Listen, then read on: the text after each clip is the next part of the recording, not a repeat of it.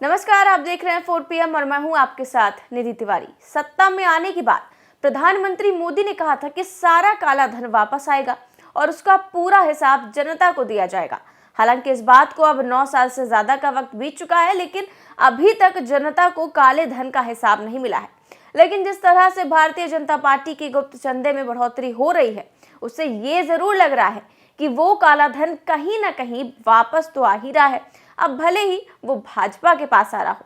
सबका साथ सबका विकास की बात करने वाली भाजपा का खुद का विकास कितनी तेजी से हो रहा है, इसका ताजा उदाहरण देखने को मिला चुनाव आयोग की ताजा रिपोर्ट में। चुनाव आयोग द्वारा जारी रिपोर्ट के मुताबिक पिछले 9 साल से देश की सत्ताधारी पार्टी भाजपा एक बार फिर से गुप्त चुनावी चंदा प्राप्त करने के मामले में अव्वल रही है। चुनाव आयोग के मुताबिक भाजपा को साल 2021-22 में 1917 करोड़ रुपए बतौर चंदा हासिल हुए। चौंकाने वाली बात यह है कि इससे पहले साल 2020-21 में भाजपा को 752 करोड़ रुपए चंदा मिला था। यानी कि इस साल पिछली बार से 154% ज्यादा चंदा भाजपा को मिला है। यानी कि एक साल में भाजपा को 2669 करोड़ रुपए गुप्त चुनावी चंदा के रूप में मिले।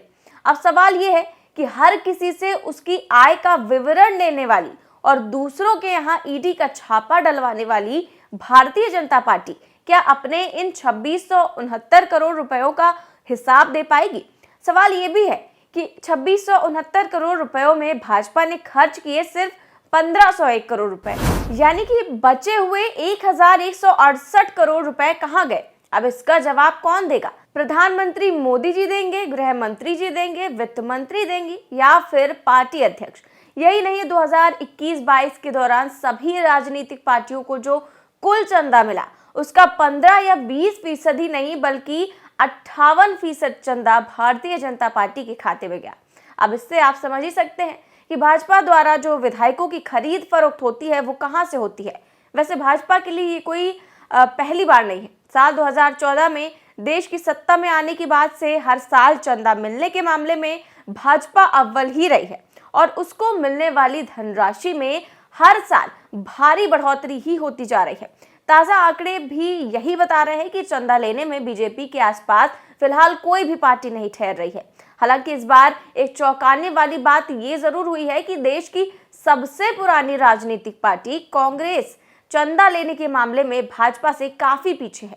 यहां तक कि कांग्रेस ने तो इस मामले में दूसरे नंबर पर भी जगह नहीं बनाई है। साल 2021-22 में चंदा लेने के मामले में भाजपा के बाद दूसरे नंबर पर ममता बनर्जी की तृणमूल कांग्रेस है। जी हाँ, ममता बनर्जी की टीएमसी की बात करें तो साल 2021-22 में उसे 545.7 करोड़ रुपए चंदे के तौर पर मिले हैं, जबकि 2020-21 में टीएमसी को चंदे के तौर पर 74.4 करोड़ रुपए मिले थे।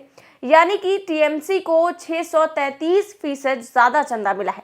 वहीं देश की सबसे पुरानी पार्टी कांग्रेस को मिले चंदे का आंकड़ा देखिए तो कांग्रेस को 2021-22 में 541.2 करोड़ रुपए चंदे के तौर पर मिले, जबकि 2020-21 में कांग्रेस को 285.7 करोड़ रुपए मिले थे।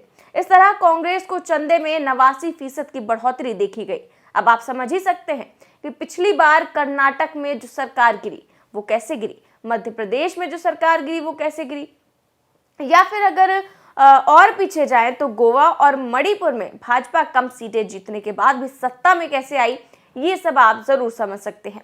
वो कहते हैं ना कि आज के जमाने में अगर आपके पास पैसा हो तो आपसे ज्यादा होशियार भी और कोई भी नहीं हो सकता। तो भाजपा के चाणक्य कहे जाने वाले अमित शाह जो विधायकों की खरीद फरोख्त करते हैं उसका पैसा कहां से आता है, ये तो अब आप समझ ही सकते हैं। यहाँ अब आपको ये भी बता देते हैं कि ये गुप्त चुनावी चंदा होता क्या है और ये कैसे दिया जाता है। इसको जानने के लिए थोड़ा पीछे चलना पड़ेगा।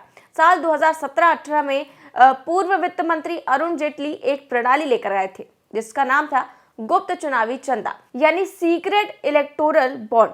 इसके मुताबिक कोई भी उद्योगपति, कोई भी धन्ना सेठ किसी भी राजनीतिक पार्टी को चुपके से जितना चाहे उतना चंदा दे सकता है। फिर वो पैसा उसके पास चाहे जहां से भी आया हो, लेकिन इसके पीछे भी एक खेल था। दरअसल जब भी कोई व्यक्ति गुप्त चुनावी चंदा देता था तो बैंक उसे एक सीक्रेट कोड देता था जो सिर्फ उस व्यक्ति और बैंक को ही पता होता था। मगर यहाँ खेला ये था कि इस सीक्रेट कोड के बारे में सरकार भी जानती थी। यानी कि भारतीय जनता पार्टी को कौन कितना चंदा दे रहा है ये कहने को भले ही सीक्रेट हो, मगर भाजपा को पता होता है। इसके अलावा दूसरे दलों को कौन कितना चंदा दे रहा है उस सीक्रेट कोड के जरिए सरकार ये भी आसानी से पता लगा सकती थी। इसके बाद खेला ये होता था कि जो उद्योगपति धन्ना सेठ या जहां से भी विपक्षी दलों को चंदा मिलता था, सरकार को उसकी पूरी जानकारी हो जाती थी और सरकार किसी अन्य दल को चंदा देने वाले धन्ना सेठ के पीछे अपने पालतू तोते यानी कि ईडी और इनकम टैक्स को छोड़ देती है। वहीं जो धन्ना सेठ सरकार को इतनी बड़ी रकम में चंदा देते हैं, बदले में सरकार द्वारा भी उनका पूरा ध्यान रखा जाता है और उन्हें मनचाहे कॉन्ट्रैक्ट बड़ी आसानी से मिल जाते हैं। और वहीं विपक्षी पार्टियों को चंदा देने वाले घर बैठे ही नप जाते हैं। ये सारा खेल होता है इस गुप्त चुनावी चंदे के द्वारा। यानी कि अब आप समझ ही गए ना कि कहां जाता है देश का काला धन और क्यों सरकार के दामाद बन जाते हैं चंद धन्ना सेठ और उद्योगपति। लेकिन क्या आपको ये पता है कि सरकार जब ये गुप्त चुनावी चंदा प्रणाली लाने वाली थी, तब रिजर्व बैंक ऑफ इंडिया और चुनाव आयोग दोनों ने ही इस पर आपत्ति जताई थी। चुनाव आयोग और आरबीआई दोनों ने ही ये कहा था कि इस प्रणाली से सिर्फ सरकार को फायदा होगा, विपक्ष को केवल नुकसान ही उठाना पड़ेगा। चुनाव आयोग ने कहा था कि इससे चुनावी पारदर्शिता पर भी असर पड़ेगा। साथ ही कहा गया कि इससे मनी लॉन्ड्रिंग और भ्रष्टाचार में भी बढ़ावा होगा। चुनाव आयोग ने कहा था कि चंदा देने वाले की गोपनीयता और राजनीतिक फंडिंग में अपारदर्शिता बनी रहती है और ये सब चुनाव आयोग की जांच के दायरे से भी बाहर है। केवाईसी होने के बाद भी चंदा देने वाले के बारे में सिर्फ बैंक या सरकार को जानकारी हो सकती है, चुनाव आयोग या किसी आम नागरिक को नहीं।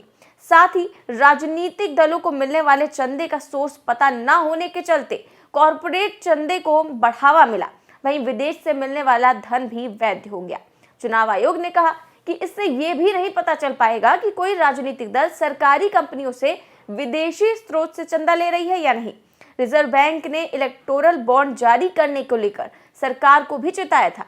रिजर्व बैंक ने कहा था कि इस तरह के साधन जारी करने वाली अथॉरिटी को प्रभाव में लिया जा सकता है। इसकी वजह से इसमें पारदर्शिता पूरी तरह से नहीं रखी जा सकती। ये मनी लॉन्ड्रिंग एक्ट को कमजोर करेगा। हालांकि सरकार ने इन सभी बातों को अनसुना कर दिया और उन्हें जो करना था वही किया। इसका फायदा किसे हुआ ये पिछले 9 साल से सभी को दिख रहा है।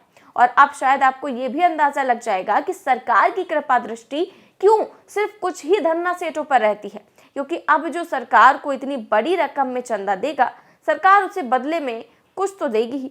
इसी का नतीजा है कि जब जो भी सरकारी कॉन्ट्रैक्ट चाहिए होता है तो वो सिर्फ चंद धन्ना सेठों को ही मिलता है। फिलहाल आपकी इस खबर पर क्या राय है हमें कमेंट बॉक्स में ज़रूर बताएं और हमारे चैनल को सब्सक्राइब करें और वीडियोस को लाइक करें। नमस्कार।